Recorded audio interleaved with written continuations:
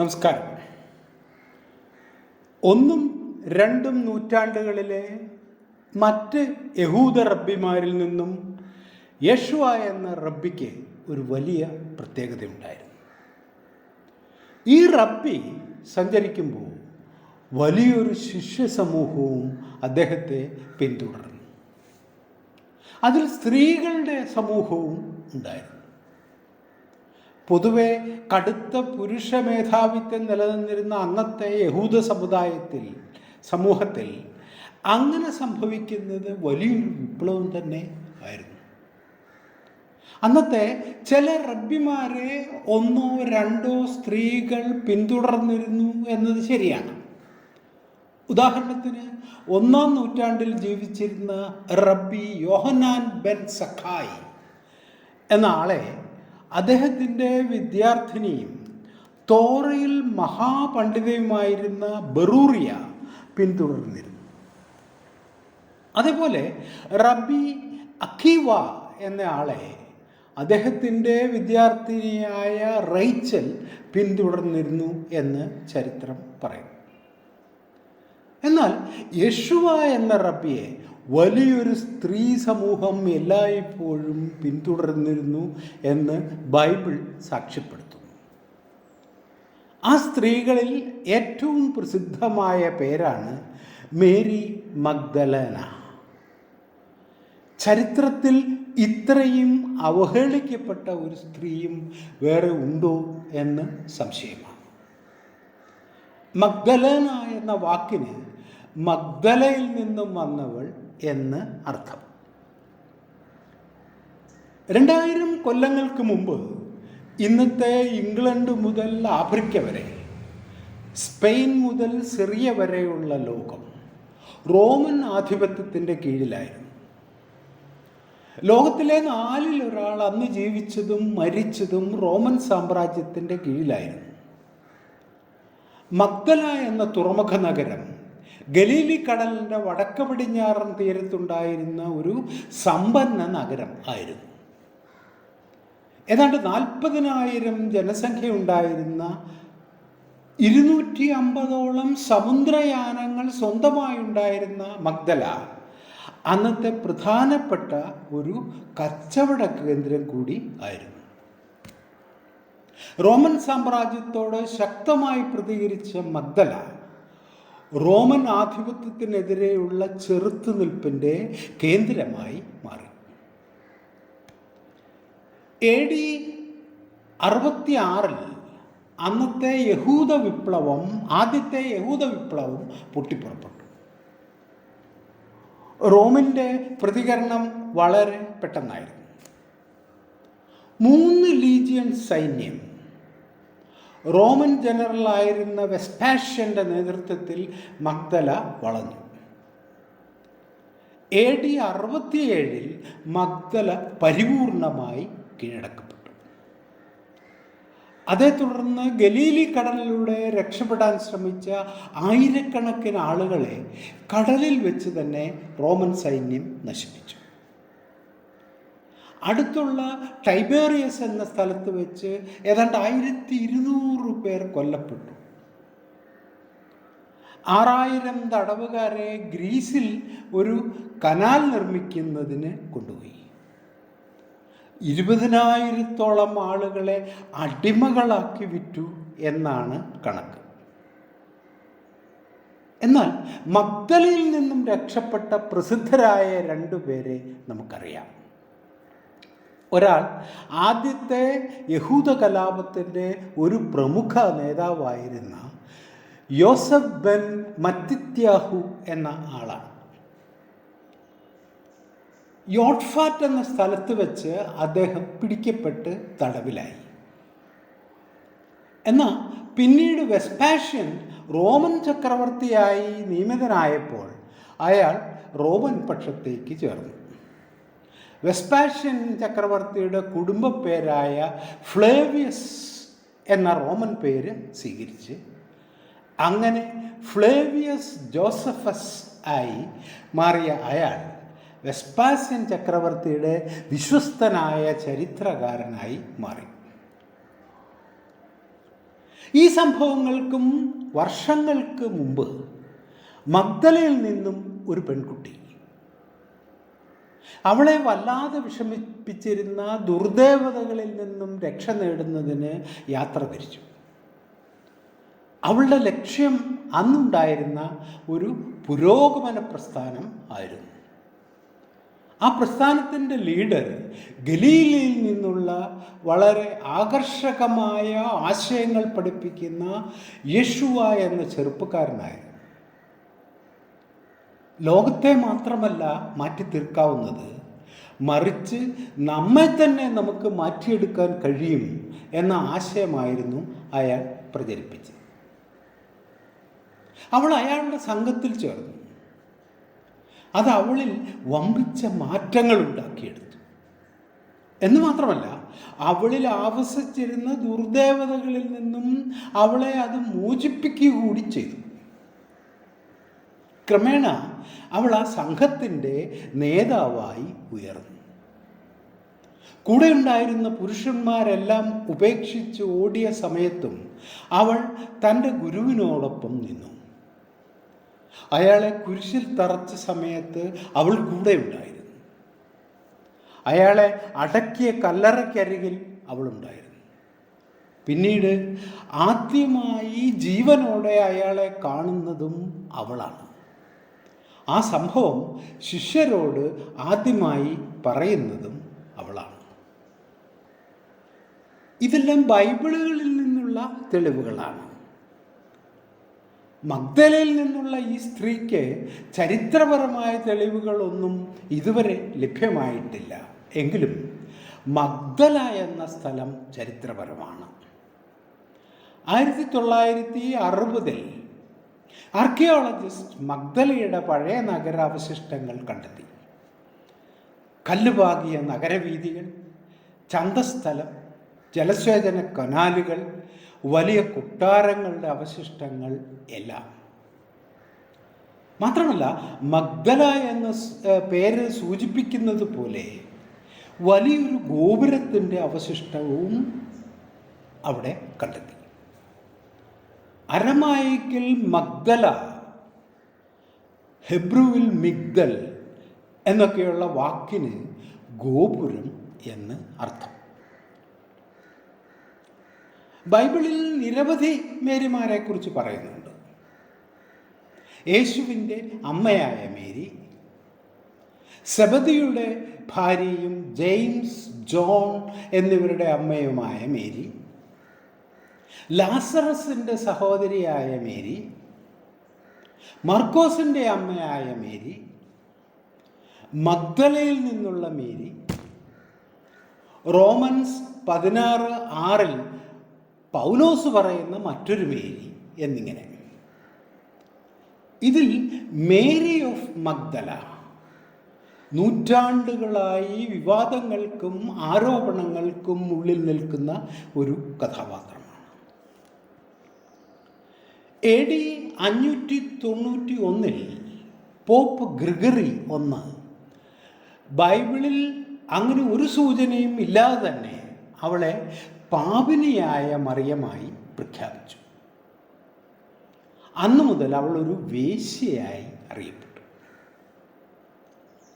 1962 രണ്ടാം വത്തിക്കാൻ സുനഹദോസ് ഈ പ്രഖ്യാപനം പുനഃപരിശോധിക്കണമെന്ന് ആവശ്യപ്പെട്ടു. 1969 മഗ്ദല മറിയത്തെ പാപിനിയായ മറിയം എന്ന പേരിൽ അറിയപ്പെടുന്നത് നീക്കി.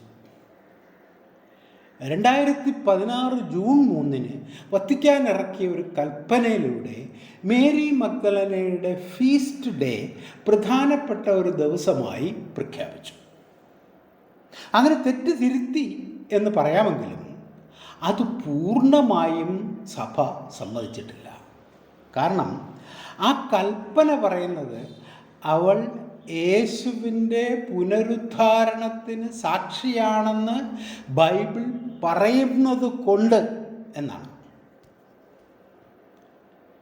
കിഴക്കൻ പാരമ്പര്യത്തിലുള്ള ക്രിസ്ത്യാനികൾ വിശ്വസിച്ചിരുന്നത് ബൈബിളുകാരനായ യോഹന്നാനോടൊപ്പം അവൾ എഫെസൂസിൽ ഇന്നത്തെ തുർക്കിയിലുള്ള സെലൂക്ക് വന്നെന്നും അവിടെ വെച്ച് മരിച്ച് അവിടെ തന്നെ അടക്കി എന്നുമാണ്.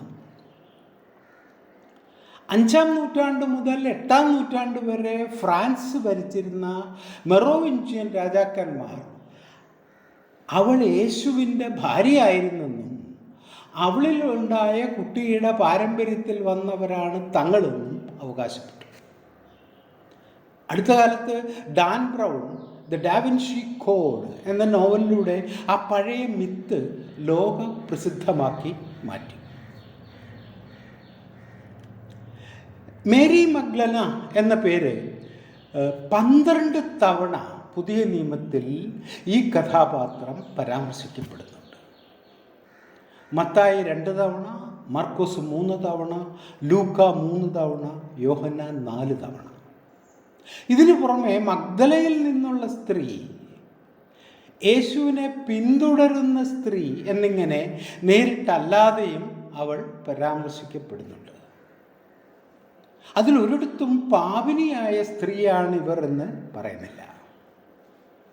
അപ്പോൾ പിന്നെ എന്തുകൊണ്ട് കത്തോലിക്ക സഭ പോപ്പ് ഗ്രിഗറി മുതൽ ഇങ്ങോട്ട് ഇവരെ തമസ്കരിക്കാൻ ശ്രമിച്ചു?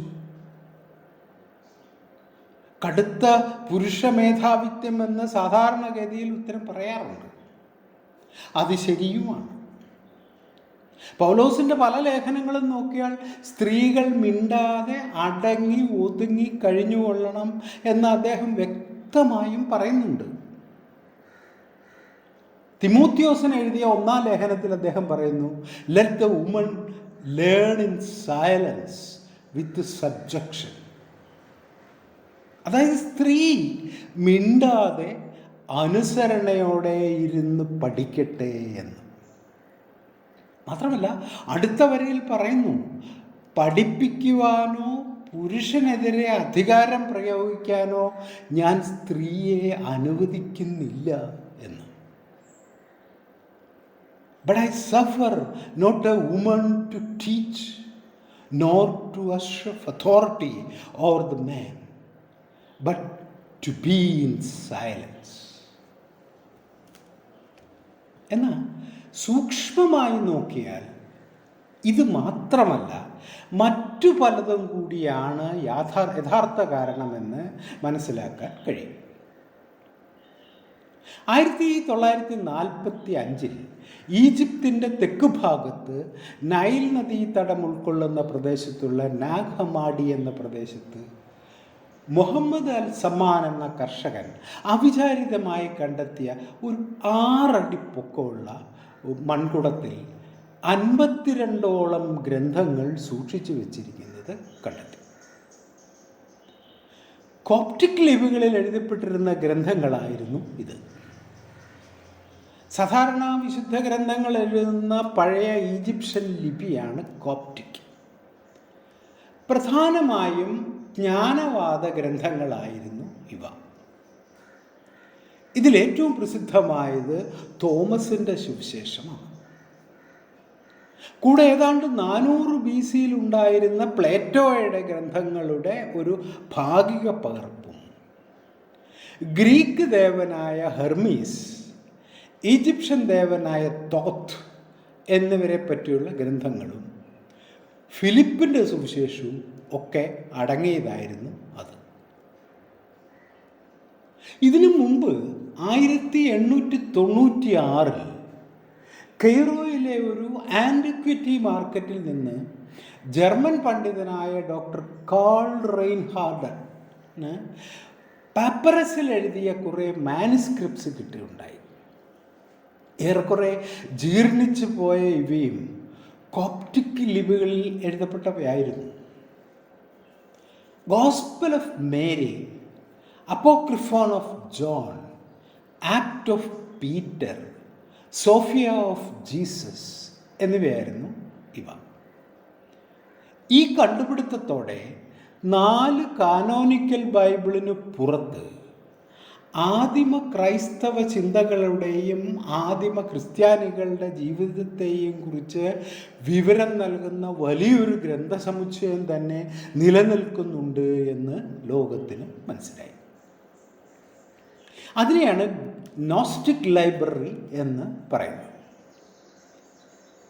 ഗ്രീക്കിൽ നോസ്റ്റിക്കോസ് എന്ന വാക്കിൻ്റെ അർത്ഥം നോളജ് എന്നാണ്. അരമായിക്കിൽ മൻഡഹ എന്ന് പറയുന്നതും വിസ്ഡം എന്ന അർത്ഥത്തിലാണ്. അതായത് ഗൂഢാർത്ഥത്തിലൂടെ, അതായത് എസോട്ടറിക് രീതിയിൽ ആശയങ്ങൾ അവതരിപ്പിക്കുന്ന രീതി എന്നർത്ഥം. AD 367 വിശുദ്ധ അത്നാസിയോസ് തൻ്റെ ഫെസ്റ്റൽ ലെറ്റേഴ്സ് എന്നറിയപ്പെടുന്ന കത്തിലൂടെ കാനോനിക്കൽ ഗ്രന്ഥങ്ങളല്ലാതെ വേറൊന്നും വായിക്കരുത് എന്ന് ശക്തമായ താക്കീത് നൽകിയതിൻ്റെ അടിസ്ഥാനത്തിൽ രഹസ്യമായി സൂക്ഷിച്ചു വച്ചിരുന്നവയാണ് ഇവയെന്ന് ആണ് പണ്ഡിത മതം. എന്നാൽ 2-ാം നൂറ്റാണ്ടിൽ ഒരുപക്ഷെ മറ്റ് 4 ബൈബിളുകൾ എഴുതുന്നതിനു മുൻപ് എഴുതപ്പെട്ടതായിരിക്കണം ഇവയിൽ പലതും എന്നാണ് ബൈബിൾ പഠിതാക്കൾ അഭിപ്രായപ്പെടുന്നത്. ഇവിടെ ആദിമ ക്രിസ്ത്യാനികൾ തെളിവ് നൽകുന്നത് മഗ്ദലയിൽ നിന്നുള്ള ഈ സ്ത്രീ യേശുവിന് ശേഷം അവൻ്റെ ശിഷ്യന്മാരെ പഠിപ്പിച്ചിരുന്നുവെന്നും യേശുവിൻ്റെ മരണത്തിന് ശേഷം ശിഷ്യന്മാർക്ക് നേതൃത്വം കൊടുത്തത് പീറ്റർ അല്ല, മറിച്ച് മേരി ഓഫ് മഗ്ദല ആയിരുന്നു എന്നുമാണ്. അതിന് കാരണം യേശു പഠിപ്പിച്ചിരുന്നത് എന്താണെന്ന് കൃത്യമായും മനസ്സിലാക്കിയിരുന്നത് ഇവൾ മാത്രമായിരുന്നെന്നും അതുകൊണ്ട് യേശു ഇവളെ പ്രത്യേകമായി പഠിപ്പിച്ചിരുന്നു എന്നുമാണ്. ഇതിൽ പീറ്ററിന് കടുത്ത അസൂയുണ്ടായിരുന്നു എന്നും ഈ ബൈബിളുകൾ പറയുന്നുണ്ട്. ഇക്കാരണങ്ങൾ കൊണ്ട് ശിഷ്യന്മാരുടെ ഇടയിൽ ഒരു ആഭ്യന്തര കലഹം തന്നെ രൂപപ്പെട്ടു. അതിൽ മേരി മഗ്ദലനയുടെ കൂടെ നിന്നത് ഡിഡിമോസ് ജൂദാസ് തോമസ് എന്ന ശിഷ്യൻ മാത്രമായിരുന്നു.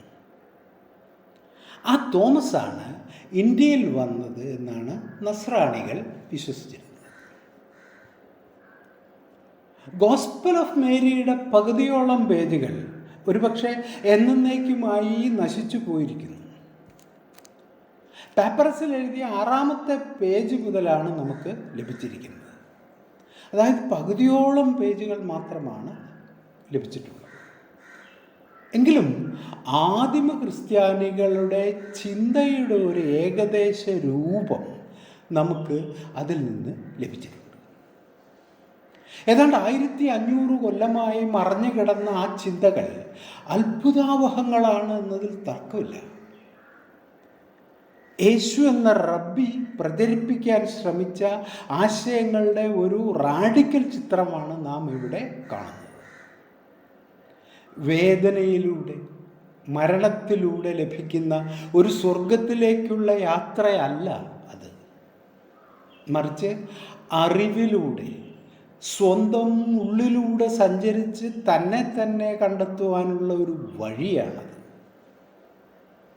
ദൈവരാജ്യം എന്നത് സ്പേസിലുള്ള ഒരു സ്ഥാനമല്ല, കാലത്തിൽ ഉള്ള ഒരു സംഭവവുമല്ല. പിന്നെയോ സ്ഥലകാലങ്ങൾ ഇല്ലാതാകുമ്പോൾ ഇപ്പോൾ ഇവിടെ എന്നിൽ സംഭവിക്കുന്നതാണ് അത്. ഗോസ്പൽ ഓഫ് മേരി പറയുന്നത് വളരെ ലളിതമായ ഒരു കഥയാണ്. രക്ഷകനും ശിശുരും തമ്മിലുള്ള ഒരു ചർച്ചയാണ് തുടക്കം. ഈ ഭൗതിക ലോകത്തിൻ്റെ നാശവും പാപം എന്നാൽ എന്താണ് എന്നതാണ് പ്രധാന ചർച്ചാ വിഷയം. ഗുരു പറയുന്നു, ഈ കാണുന്നതെല്ലാം ഭൗതികം, ആധ്യാത്മികം എന്നുള്ളതെല്ലാം പരസ്പരം ഇഴചേർന്ന് കാണപ്പെടുന്നതാണ്.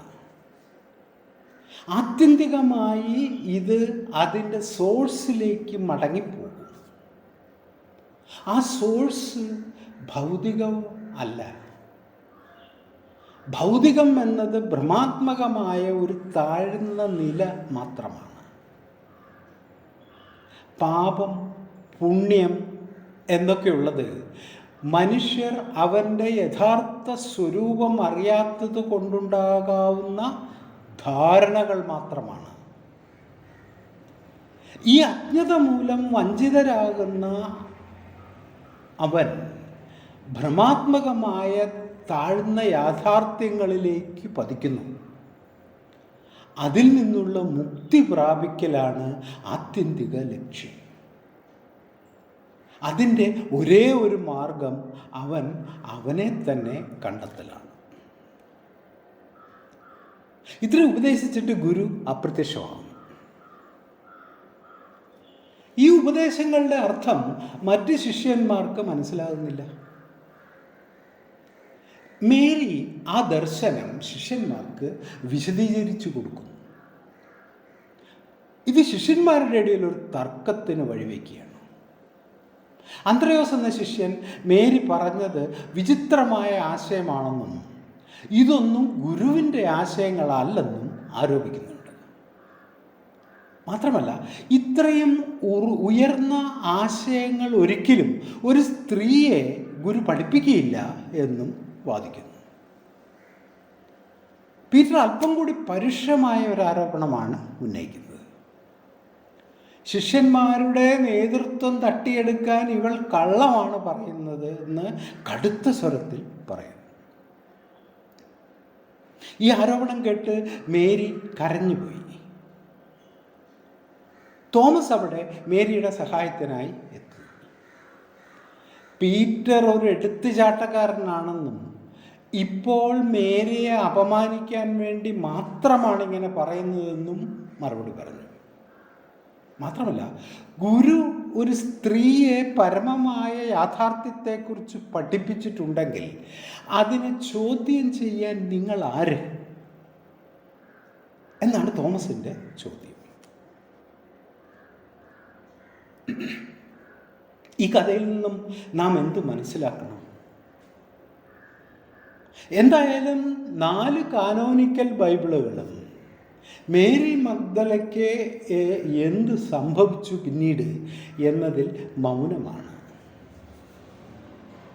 ലേവി എന്നറിയപ്പെടുന്ന ഡിഡിമൂസ് തോമസ് എല്ലാവരെയും വിട്ട് വിദൂരമായ ഇന്ത്യയിലേക്ക് വന്നു എന്നാണല്ലോ കഥ. ഏറെ താമസിയാതെ മേരിയെ പാപിനിയായ സ്ത്രീയായി സഭ മാറ്റിയെടുക്കുകയും ചെയ്തു. അത്ഭുതകരമായ വസ്തുത, ഈ നോസ്റ്റിക് ബൈബിളുകൾ, പ്രത്യേകിച്ച് gospel of Mary, gospel of Thomas, Pistis Sophia എന്നിവ അദ്വൈത ചിന്തകളോടും ബൗദ്ധ ആശയങ്ങളോടും വളരെ അടുത്ത് നിൽക്കുന്നതായി കാണാം എന്നതാണ്.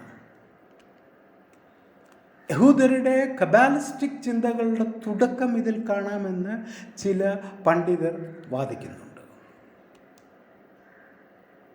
അടുത്ത പ്രഭാഷണത്തിൽ നമുക്കത് കൂടുതൽ പരിശോധിക്കാം. നന്ദി.